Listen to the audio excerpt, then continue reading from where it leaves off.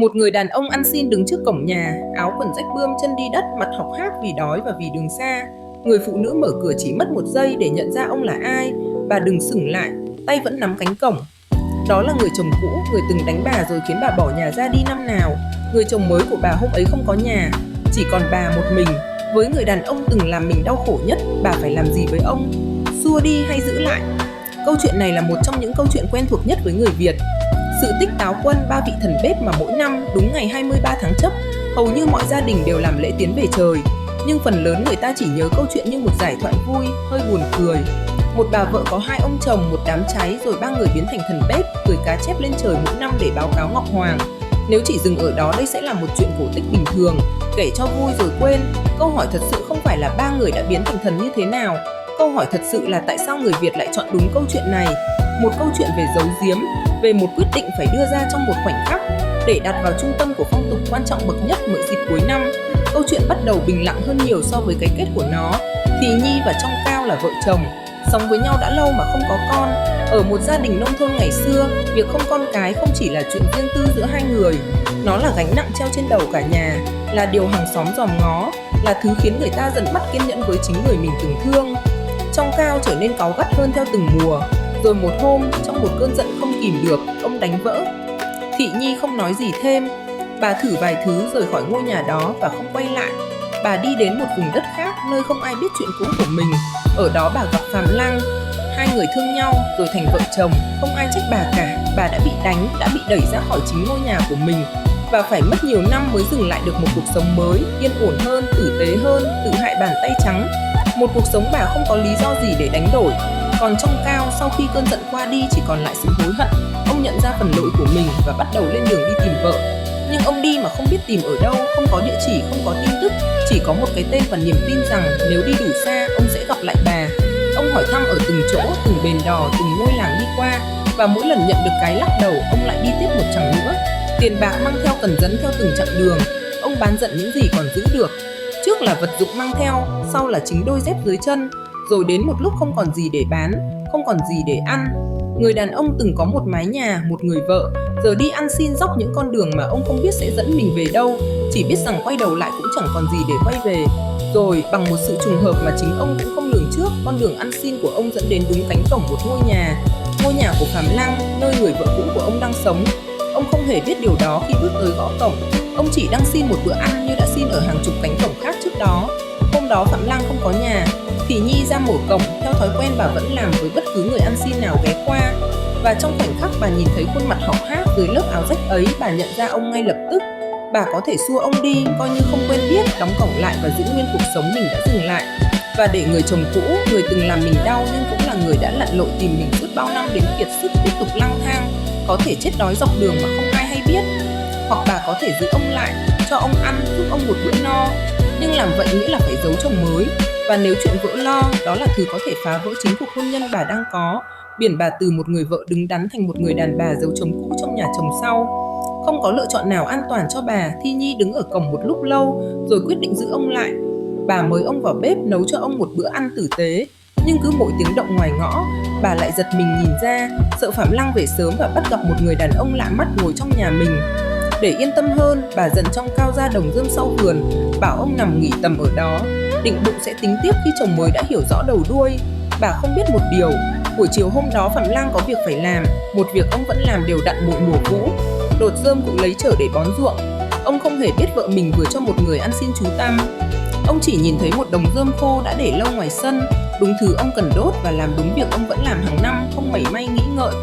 Lửa bén rất nhanh trong rơm khô. Chỉ trong vài nhịp thở, đống rơm đã bốc thành một cột lửa cao, khói đen cuốn lên trên mái nhà. Thì Nhi đang ở trong bếp, nghe tiếng lửa cháy lép bép ngoài sân, chạy ra và hiểu ngay chuyện gì đang xảy ra chỉ trong một khoảnh khắc.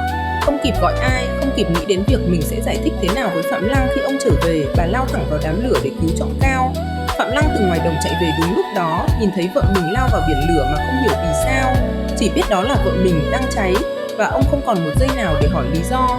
Ông không kịp nghĩ gì thêm, cũng lao theo vào trong lửa. Cả 3 người chết cùng một đám cháy, cùng một buổi chiều vì cùng một việc vốn dĩ chỉ là đốt rơm bón ruộng như mỗi năm. Một việc không ai trong số họ coi là nguy hiểm, cho đến khi đã quá muộn. Nếu câu chuyện dừng lại ở đây, đây sẽ chỉ là một bi kịch về sự hiểu lầm. Một lời cảnh báo rằng giấu giếm điều gì đó, dù xuất phát từ lòng tốt, cũng có thể dẫn đến hậu quả không thể cứu vãn. Nhưng người Việt không kể tiếp theo hướng đó. Ngọc Hoàng, khi biết chuyện không trừng phạt ai trong ba người, Ngài nhìn vào những gì họ đã làm trong khoảnh khắc cuối cùng, không phải sự phản bội, mà là sự hy sinh chồng lên nhau. Một người phụ nữ lao vào lửa vì người chồng cũ đã tìm mình suốt bao năm, một người chồng lao vào lửa vì không thể đứng nhìn vợ mình chết một mình, và Ngài quyết định phong cả ba làm thần. Phạm Lăng, người chồng sau, được phong làm thọ công, coi việc bếp núc với danh hiệu đông chủ tư mệnh táo phụ thần quân. Trong Cao, người chồng trước, được phong làm thổ địa, coi việc đất đai nhà cửa.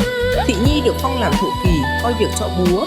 Ba người từng đứng ở hai phía đối lập của cùng một cuộc hôn nhân, giờ cùng nhau trông coi một mái nhà, mãi mãi không rời nhau nữa. Nhưng cách kể đó vẫn chưa giải thích một điều, tại sao ba vị thần này lại được gắn liền với chính ba đầu rau. Không phải một khái niệm trừu tượng người Việt nghĩ ra để có cô cúng lễ cuối năm, mà tên gọi của một vật rất cụ thể, rất đổi thường. 3 viên gạch, 3 hòn đá hoặc một chiếc kiếng 3 chân dùng để kê nổi trên bếp lửa trong hầu hết các gian bếp Việt Nam thời xưa. Miền Bắc gọi là ông đầu rau, miền Trung gọi là ông núc, miền Nam gọi là cà ràng. Vật đó đã nằm trong mọi căn bếp từ rất lâu trước khi có câu chuyện nào gắn vào nó. 3 hòn đá cũ kỹ ám khói đen, không ai để ý cho đến khi có người kể một câu chuyện biến chúng thành thần. Vậy câu hỏi thật sự không phải là làm sao 3 người biến thành thần bếp, mà là tại sao trong tất cả những câu chuyện có thể kể để giải thích 3 hòn đá kê bếp ấy, người Việt lại chọn kể đúng câu chuyện về một người đàn bà giấu chồng cũ trong sân nhà chồng sau và một đám cháy do chính chồng mới gây ra mà không hề hay biết. Câu trả lời nằm ở chỗ 3 hòn đá đó đứng ở đâu trong ngôi nhà. Chúng đứng ngay giữa bếp, nơi nấu ăn, nơi giữ lửa, nơi mỗi bữa cơm gia đình được nấu lên mỗi ngày quanh năm suốt tháng. Đó là góc riêng tư nhất trong nhà, nơi khách khứa bên ngoài hiếm khi bước vào, nơi mọi chuyện nhỏ nhất của một gia đình. Một câu cãi vã, một lời giấu giếm, một quyết định không ai biết ngoài người trong cuộc, vẫn thường diễn ra sau cánh cửa bếp khép hờ, đặt một câu chuyện về giấu giếm, về việc một người phải tự quyết định điều gì nên nói ra và điều gì nên giữ kín để bảo vệ những người mình thương vào đúng cái góc riêng tư nhất của căn nhà. Không phải một sự trùng hợp, nó giống một lời nhắc âm thầm mỗi ngày. Trong bếp dưới ánh lửa nấu cơm, luôn có 3 vị thần từng phải đối diện với chính điều đó trước, biết một bí mật và phải chọn làm gì với nó. Đây cũng là lý do tại sao Ngọc Hoàng không trừng phạt Thị Nhi vì đã giấu trọng Cao, và không trừng phạt trong Cao vì đã từng đánh vỡ khiến bà phải bỏ đi. Câu chuyện không đúng về phía đúng sai của việc giấu giếm hay phản bội, thứ mà một câu chuyện đơn giản hơn hẳn sẽ xoáy vào. Nó đứng về phía một điều khác. Cả 3 người, dù từng ở những vị trí đối lập nhau trong cùng một cuộc hôn nhân, đều đã hành động vì thương, không phải vì hại nhau. Thị Nhi giấu trọng Cao vì áy náy và vì lòng thương một người từng lần lội tìm mình đến kiệt sức. Phạm Lăng lao vào lửa không phải vì đã hiểu chuyện, mà vì không chịu được cảnh vợ mình chết một mình trước mắt. Không ai trong 3 người biết trước cái giá phải trả cho lựa chọn của mình. Và chính vì không ai biết trước, câu chuyện mới có sức nặng thật, chứ không phải sức nặng của một bài học đạo đức được sắp đặt sẵn.